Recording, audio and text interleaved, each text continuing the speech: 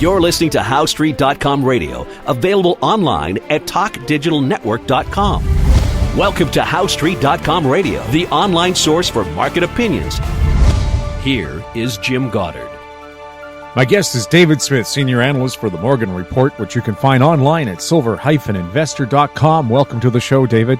Good to be back, Jim. Well, an interesting headline you suggested for us. Trading gold and silver is kind of like fighting Ebola. What's the connection? Well, I think the connection is an emotional one and also a practical one. How people deal with any kind of a disaster or a potential problem that doesn't present itself with a solution right away.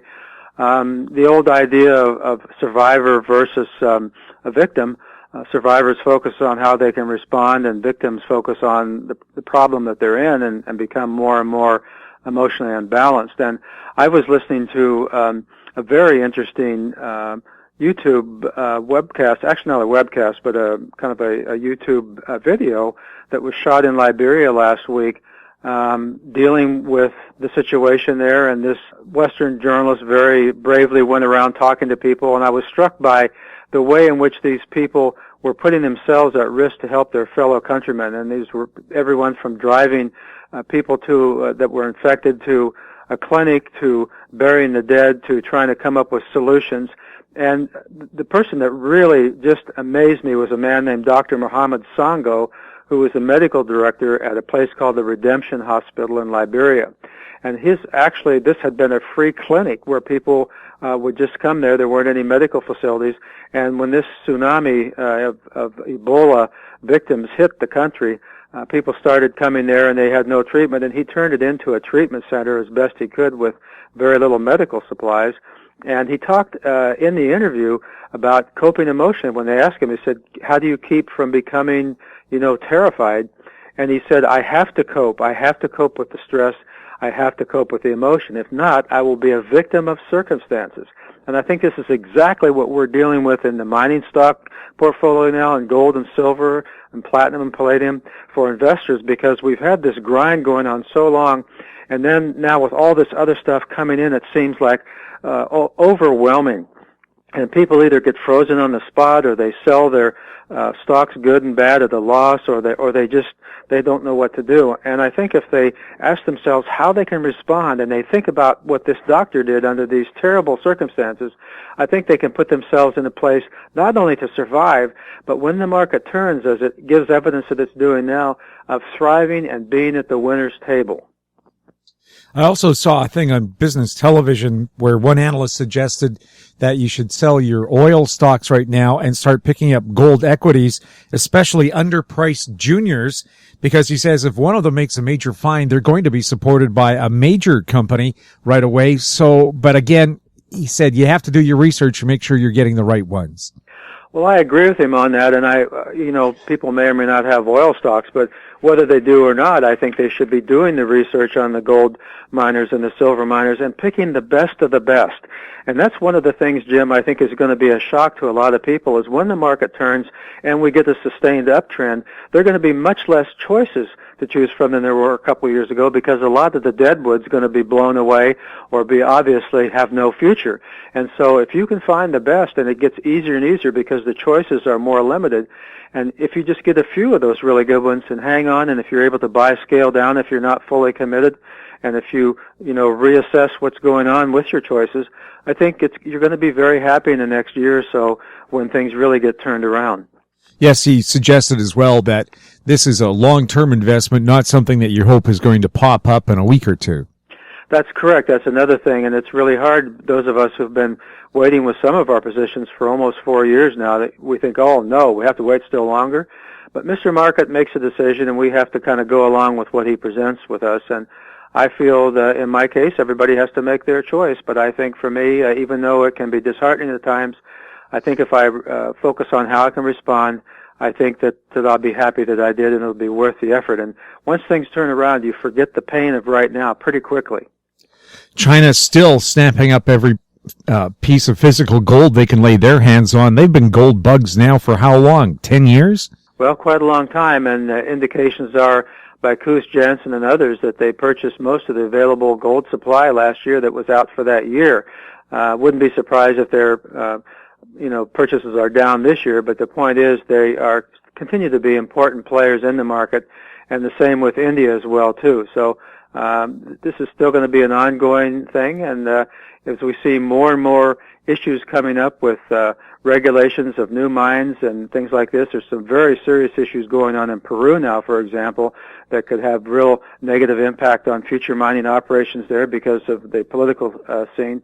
So more and more, I think the issues of politics and political issues are going to constrain the production of the metals, not to mention that right now most of the producers are at or below cost of production, and that has very dire circumstances for the longer range and even the intermediate term in terms of being able to ramp up production if prices start moving up and demand continues to rise. David, you were saying last week gold stocks hit a key reversal. Maybe tell us what a key reversal is and why it's so important. Well, Jim, this is a very fascinating topic, and like any other chart pattern or perceived chart indicator, it has to be followed by action which supports that. And sometimes we think we see something, and then a few days or a few weeks later, we don't. But I saw something very interesting last week on a number of the stocks that I follow, and I'm sure there were scores more that other people follow in this sector that did the same thing. And after a period, in this case, of sustained decline, when you have a day or a week where prices trade above and below the preceding day or week, and then they close above that preceding day or week, that's called a key reversal. And so when you look at that, I found many of these doing that last week, where they had a very large range day and closed high on the day, sometimes at the very top. And I looked at small, medium, and large producers, and all of them displayed the same type of a pattern.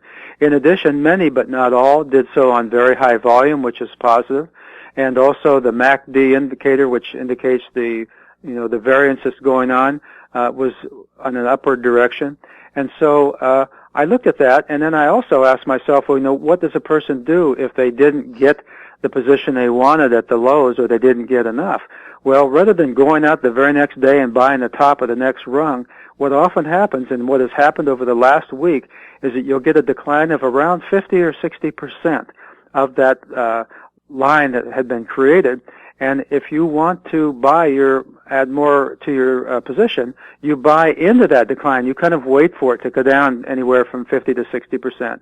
And then you hold on, and you can put your stop below the bottom of that key reversal day in case it turns out to be a false pattern. And so far, over the last week, what we've seen is this pattern has held. I've looked at most of the stocks that I follow, and we saw declines of about 50%, and a person could have added into that, and they're now trading still below the top of that key reversal day, but well within that envelope. And we'll see what the future holds, but for now, it looks very positive, and I think it bears watching. And David, any final thoughts here on people who are wondering when are things going to turn around? Well, nobody can predict that future, but I really feel that we're in a process where things are turning around, and it's so easy to think that you can, I'll just do this when it really becomes obvious. But by definition, when it becomes obvious to you and me, the market has already discounted most of that. And so I think people have to be willing to take the risk. If they're don't want to do it, that's their business. But I think if they want to have the potential profits, they have to take some risk.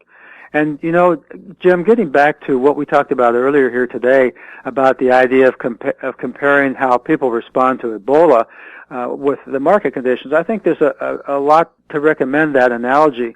And the doctor that I quoted here in the video, Dr. Sango, said this, and I think if people listen to this paragraph, they might agree with me that it is a direct correlation to the markets that we're dealing with.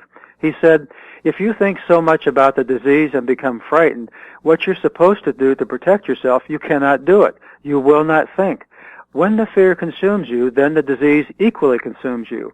So you have to be alert at all times, no sleeping on the disease, no sleeping on your emotions. And, something tells me that Dr. Sango would be a very good trader in our markets today, in addition to the tremendous and valiant work he's doing in Liberia against the Ebola disease. David, thanks a lot for chatting with us. You bet, Jim. And if anyone wants to see that video, I really highly recommend it. It's worth their 30 minutes, and it's called The Fight Against Ebola, and I think you'll be able to find it on YouTube. So thanks a lot for your time today, Jim, and I wish all of our listeners the very, very best. My guest has been David Smith, Senior Analyst for the Morgan Report, which you can find online at silver-investor.com. You're listening to HowStreet.com radio. Find us on Twitter at Talk Digital Net. We're also up on YouTube. Comments about the show can be sent to info@HowStreet.com. I'm Jim Goddard.